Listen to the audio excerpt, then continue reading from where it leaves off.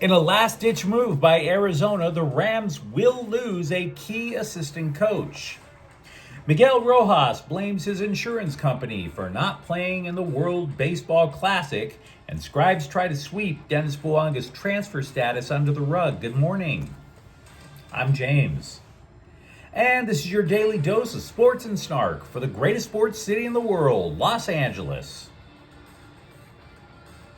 This is the Faithful Angelenos Morning Report. It is February 2nd, 2026. I am still booty deep in snow at Ice Station Bravo in Ann Arbor, Michigan. But it's a good time of the week. We get to start the week by talking LA sports, and if you like being in the know about LA, clickety-clack the like button. Clickety-clack the subscribe button. There's a notification bell. Hit that. It'll let you know when we drop an update. Sharing is caring. Let people know we exist.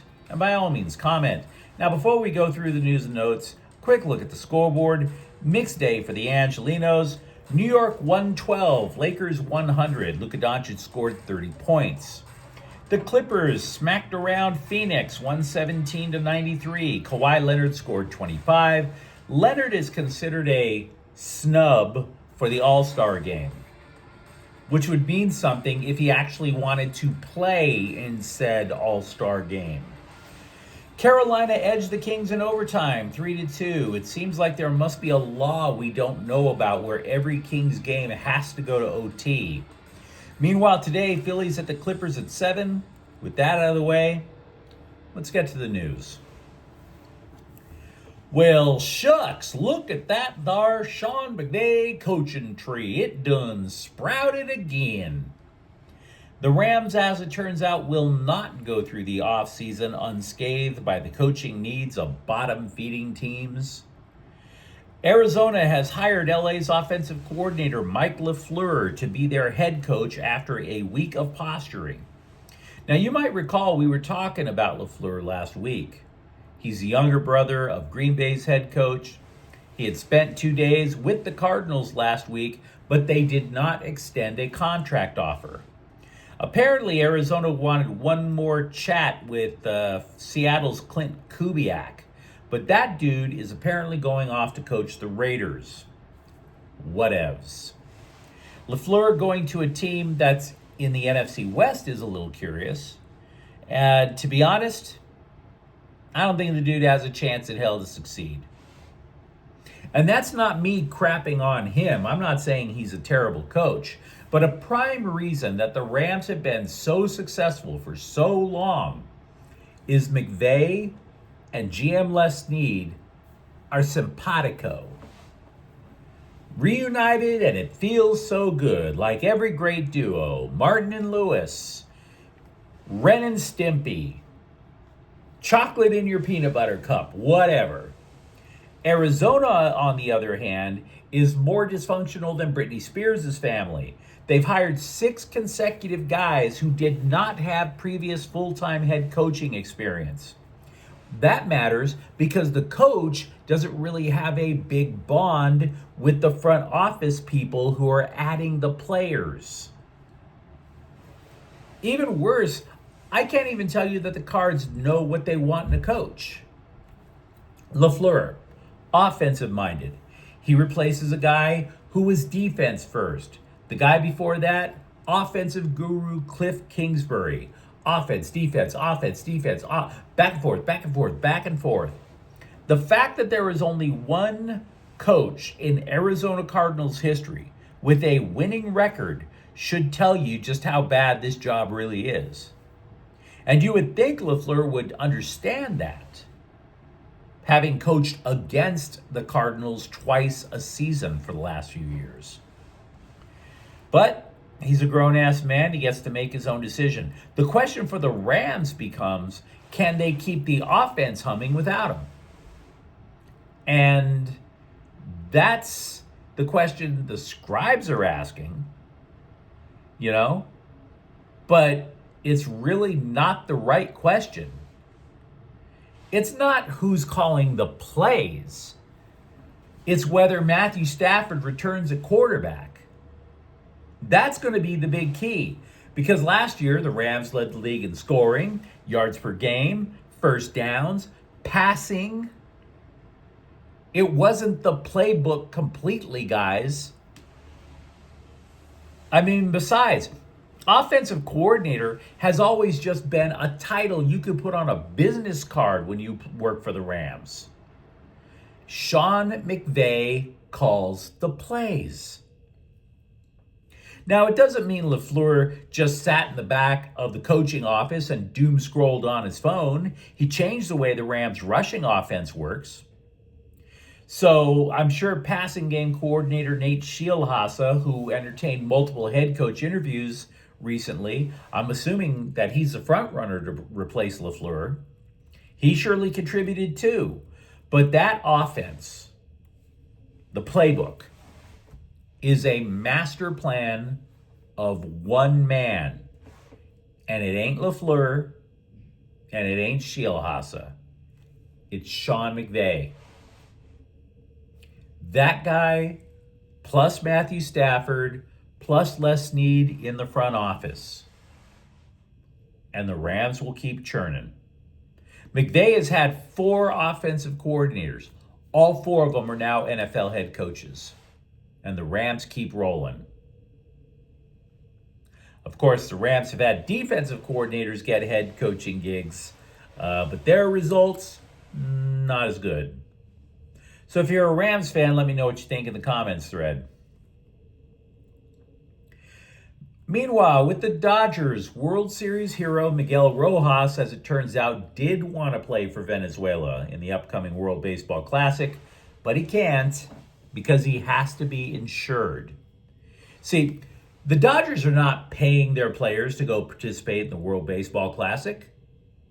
They'd rather have them at Camelback Ranch. So, should a Dodgers player go and get injured in the WBC, the Dodgers would still be on the hook for the entire salary, which is why the insurance is necessary, to compensate the Dodgers.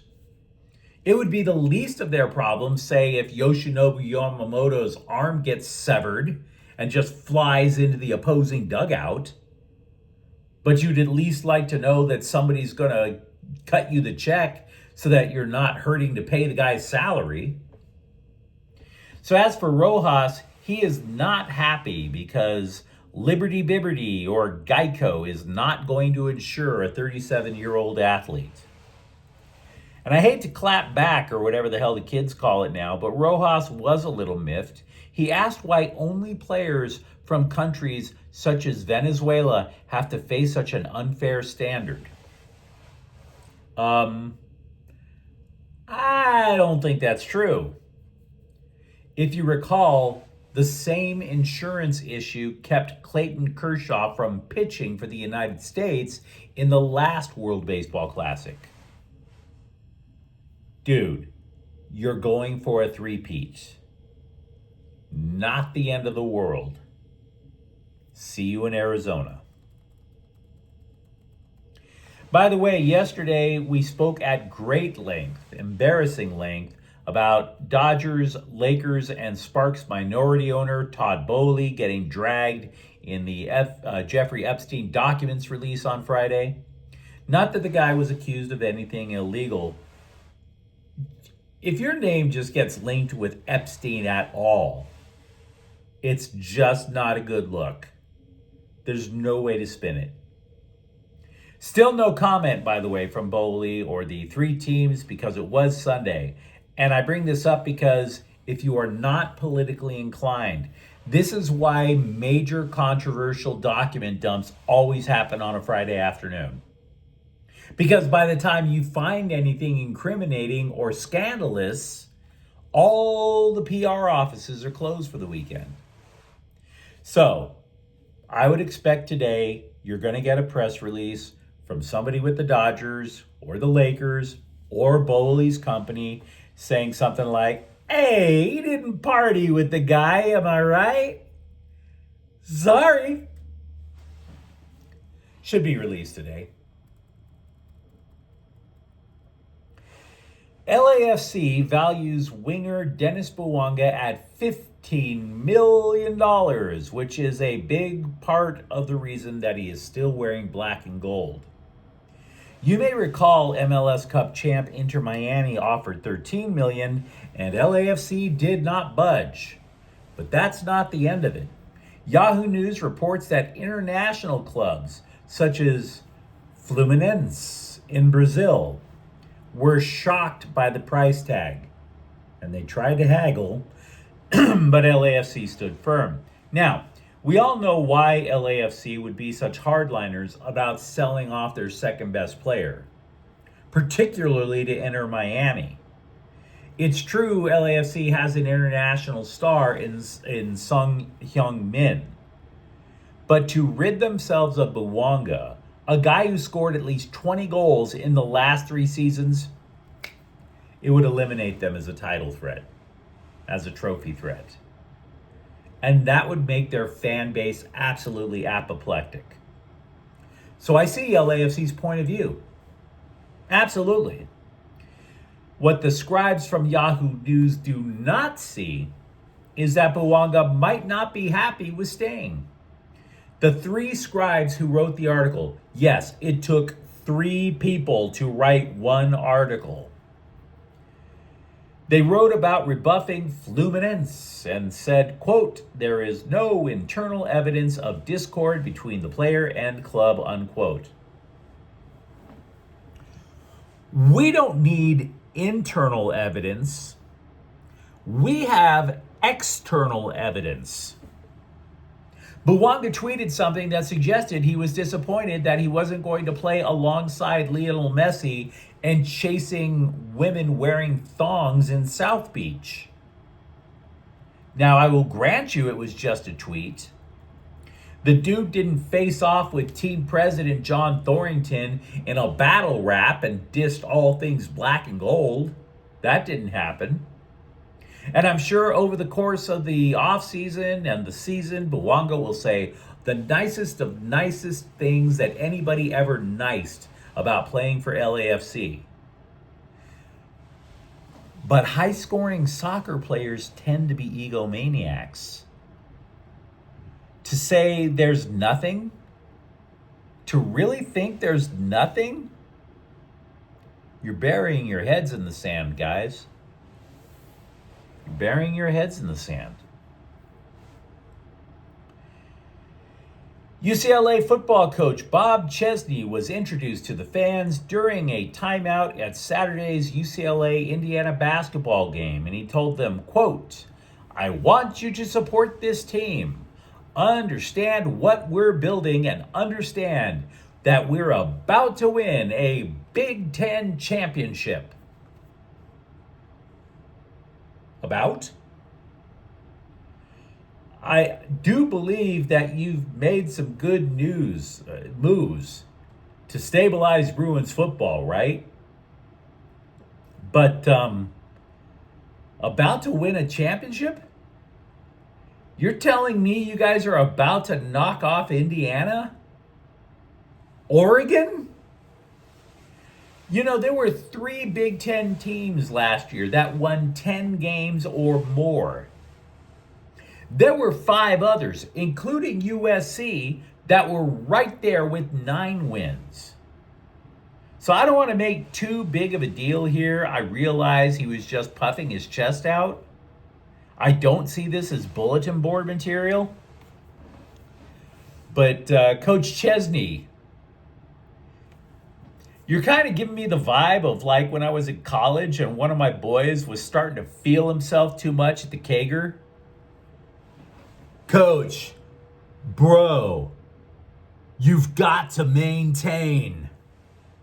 Don't get all swole yet. You can't steal Ohio State's girl right now. You ain't that swole. There's Purdue's girl over there. Yeah, I know she's missing 2 front teeth. Steal Purdue's girl first.